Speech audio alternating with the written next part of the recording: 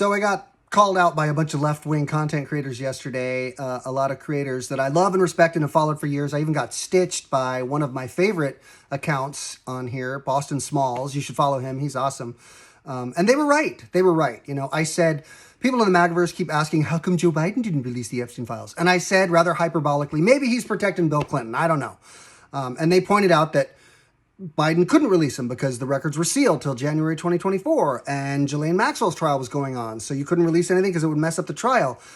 And it's like, yeah, they're right, but I am so sick of people excusing the Democrats' lack of fight because they were just following the rules.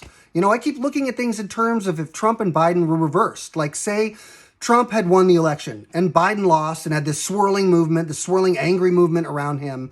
And President Trump was sitting on this list that could implicate Joe Biden, his political rival, in one of the biggest scandals of all time. He would have released the list. He would have figured out how. He would have ignored court orders or broken rules or broken laws and just done it. Because that's what they keep doing. I mean, that's why we're where we are at, is because the Republicans, whether it's not letting Obama get a Supreme Court justice in or doing the insurrection, they keep breaking rules and laws, and the Democrats are just like, well, there's nothing we can do. Like, I am sick and tired of that excuse. I mean, imagine it with the insurrection.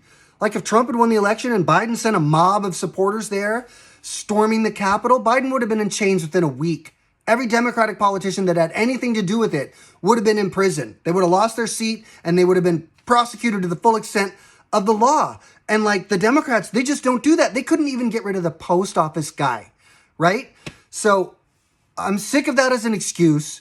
The Democrats need to start fighting dirty, right? We are on the doorstep of a Christian nationalist, authoritarian hellscape because of the lack of fight in Democrats. They're literally the police in Uvalde sitting outside the school while the Republicans are inside wreaking havoc.